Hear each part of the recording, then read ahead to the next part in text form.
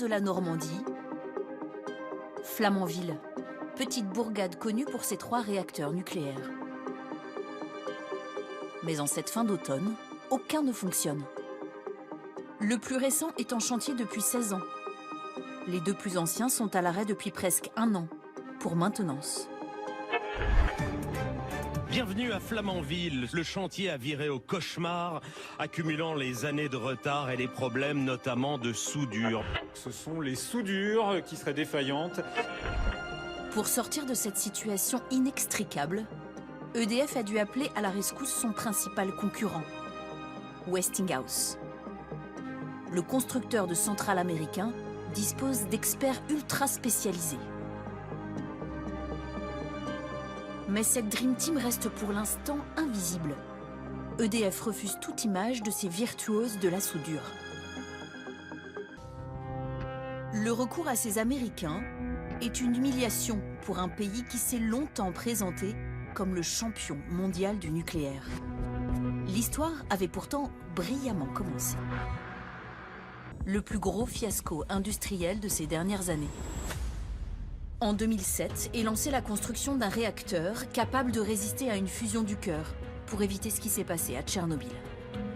L'EPR est présenté par son concepteur comme la machine parfaite. Avec une puissance de 1650 MW, il est le plus puissant réacteur nucléaire de la gamme proposée par Areva. Responsable de son parc, À la tête d'Areva, Anne Lauvergeon, surnommée Atomic Anne, qui en a fait l'une des entreprises les plus puissantes du monde. Propriétaire de la technologie, Areva est chargée de construire le réacteur et fait équipe avec l'autre pilier du nucléaire français, EDF. L'entreprise dirigée par Pierre Gadonex doit veiller au bon déroulement du chantier. Les 2 énergéticiens, détenus majoritairement par l'État, annonçaient 5 ans de travaux, mais le chantier n'en finit plus de ne pas finir. La centrale nucléaire 3e génération de Flamanville aurait au moins 9 mois de retard. Le réacteur nucléaire EPR de Flamanville ne devrait commencer à tourner qu'en 2016.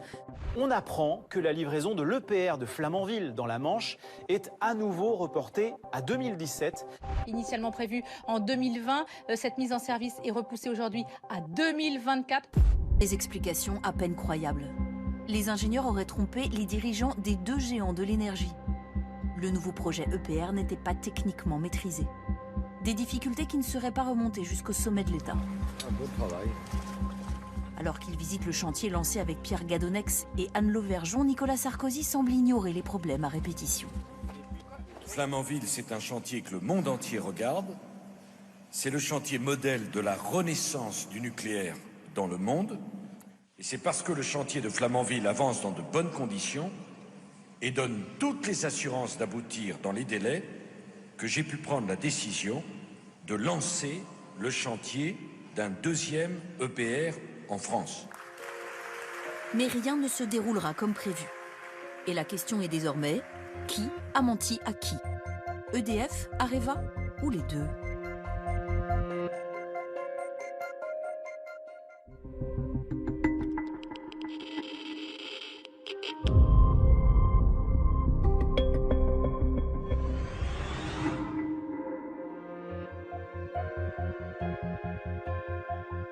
À Flamanville, une pièce matérialise les errements et les dissimulations de la filière nucléaire. La cuve, c'est la pièce la plus importante d'une centrale. Lourde comme un Airbus A380, haute comme un immeuble de 3 étages. C'est dans la cuve que se déroule la réaction en chaîne, celle qui produit l'énergie nucléaire. Début 2014, la cuve est amenée à Flamanville par voie maritime. Une arrivée spectaculaire, mais c'est vite la douche froide. En 2015, l'ASN, le gendarme du nucléaire, et son département technique, l'IRSN, rendent public une anomalie sur la cuve. La cuve de l'EPR de Flamanville, des anomalies ont été détectées au niveau de ce qu'on appelle les calottes de cuve, c'est-à-dire cette partie-là, la calotte inférieure, et la calotte supérieure. Ces 2 pièces, en fait, lors de la fabrication, ont été mal fabriquée avec... Et donc potentiellement provoquer une fissure au niveau de la cuve. Le risque, c'est si vous avez une petite fissure qui s'amorce, et bien que cette fissure se propage. Le risque, c'est une rupture. C'est l'événement qui n'est pas du tout acceptable, hein, puisque vous avez fusion du combustible nucléaire qui est à l'intérieur de cette cuve, et vous allez sur une situation d'accident grave, très grave, qui peut conduire à des rejets radioactifs importants. Conséquences graves, d'autant plus que dans les centrales, le remplacement de la cuve est quasiment impossible. Comment une cuve ne respectant pas les normes de sécurité s'est-elle retrouvée au cœur du projet du siècle du nucléaire français?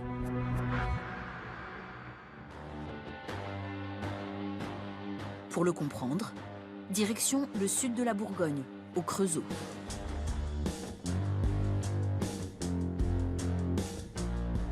C'est là que la cuve de l'EPR a été forgée.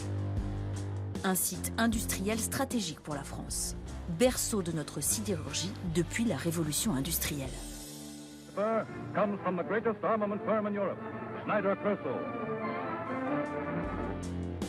Avec ses énormes machines et ses fours à 1500 degrés, les forges du Creusot sont les seules en France capables de fabriquer les pièces de grande taille, indispensables à la construction de nos centrales.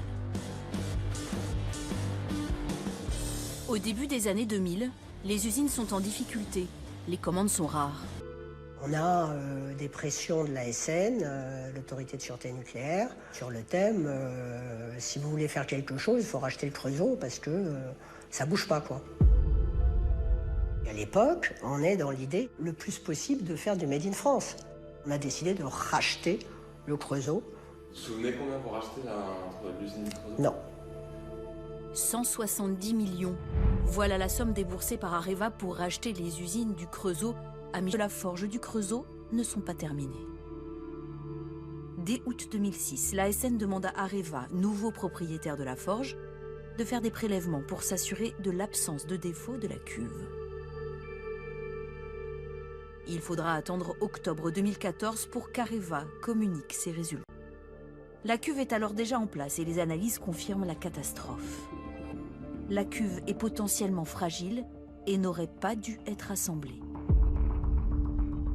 Mise devant le fait accompli, l'ASN est alors face à une très lourde question industrielle et politique. Faut-il exiger le retrait de la cuve au risque de ruiner la filière nucléaire?